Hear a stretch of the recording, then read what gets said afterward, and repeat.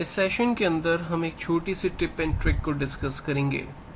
Actual में scenario कुछ इस तरह से है कि हमारे पास डिफरेंट डिपार्टमेंट के नेम, एम्प्लॉय नेम और उससे रिलेटेड डिफरेंट डिटेल्स आ रही हैं, लेकिन डिपार्टमेंट का जो कॉलम है उसमें एम्प्लॉय जो फर्स्ट एम्प्लॉय है सिर्फ उसी का डिपार्टमेंट है और उसके बाद के सेल्स जो है वो ब्लैंक है, और ये अज्यूम किया जा रहा है कि ये जो ब्लैंक सेल्स है एक्चुअल में ये तमाम एम्प्लॉय एडीसी डिपार्टमेंट से बिलोंग करते हैं।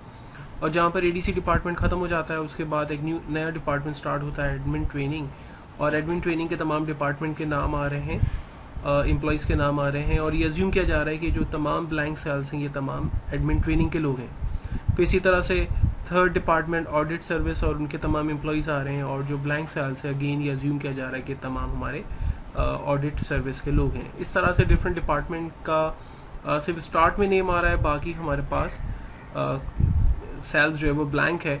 और मुझे एक्चुअल में करना यह है कि ये जो ब्लैंक सेल्स है इस पर मुझे डिपार्टमेंट के नाम को कॉपी पेस्ट करना है, लेकिन अनफॉर्चुनेटली यहाँ इतनी ज़्यादा रॉज हैं कि अगर मैं फिल डाउन की कमांड जो हमने वैसे ही नॉर्मली हम लोग यूज़ करते हैं कि अपने माउस के पॉइंटर को इस प्लस पे रखते हैं और ड्रैग कर लेते हैं तो तमाम ब्लैंक सेल्स पर रिजल्ट प्रिंट होता है। तो ये करने में मुझे बहुत टाइम लगेगा, बिकॉज के तकरीबन 742 के करीब मेरे पास रॉज हैं जिसमें डिफरेंट डाटा है। तो ये काम क्विकली हम कैसे परफॉर्म करेंगे इस टेक्निक को मैं आपके साथ डिस्कस करने जा रहा हूँ, और इसके लिए ज़्यादातर हम माउस के बगैर काम करेंगे, कीबोर्ड के थ्रू, शॉर्टकट्स के थ्रू काम करेंगे। तो देखते हैं कि कैसे हम इसको क्विकली परफॉर्म कर सकते हैं।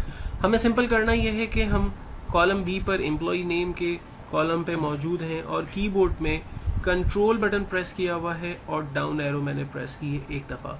सो मैंने कंट्रोल डाउन जैसे ही प्रेस किया तो लास्ट एम्प्लॉय नेम पर मैं आ गया। मैंने लेफ़्ट एरो की प्रेस किया, लेफ़्ट एरो प्रेस करने से हम कॉलम ए पर आ गए हैं, और जो एक्चुअल सेल की पोजीशन अगर आप देखें तो A742 इस सेल की पोजीशन आ रही है। कीबोर्ड से शिफ्ट और कंट्रोल बटन प्रेस करके रखेंगे और होम बटन प्रेस करेंगे। कीबोर्ड से कंट्रोल और शिफ्ट बटन एक हाथ से प्रेस किया हुआ है और होम के बटन को एक दफ़ा हमने प्रेस किया, तो इस तरह से कॉलम ए इंटायर हमारा सेलेक्ट हो गया। हमें सिर्फ एडीसी तक की रेंज बनानी थी, डिपार्टमेंट की रेंज एक्स्ट्रा आ गई है, तो हम कीबोर्ड से शिफ्ट बटन दबा के रखते हैं और एक स्टेप डाउन एरो की प्रेस करते हैं। शिफ्ट एरो के साथ मैंने एक दफ़ा डाउन एरो की प्रेस किया तो एडीसी जो हमारा एक्चुअल फर्स्ट डिपार्टमेंट है वहाँ तक रेंज आ गई। इसके बाद कीबोर्ड से हम F5 बटन प्रेस करते हैं जो कि गो टू की शॉर्टकट है, और इसके बाद हम गो टू के अंदर स्पेशल के बटन पे क्लिक करते हैं। यहाँ से हमने ब्लैंक्स को सेलेक्ट किया है और हम ओके करते हैं। इससे क्या हुआ कि तमाम कॉलम ए के जो ब्लैंक सेल्स थे वो सेलेक्ट हो गए। इसके बाद सिलेक्शन रहने देनी है, कुछ भी नहीं करना। कीबोर्ड से इक्वल्स बटन प्रेस करना है।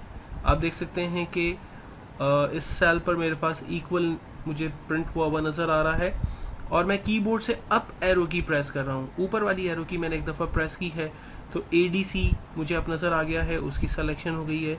आपको एंटर नहीं करना है बल्कि कीबोर्ड से कंट्रोल एंटर प्रेस करना है। जैसे ही आप कंट्रोल एंटर प्रेस करेंगे आप देखेंगे कि तमाम डिपार्टमेंट के नाम यहाँ पर कॉपी पेस्ट हो गए उन तमाम ब्लैंक सेल्स पे जहाँ पर एक्चुअल में हमें डिपार्टमेंट के नाम क्विकली फिल करने थे।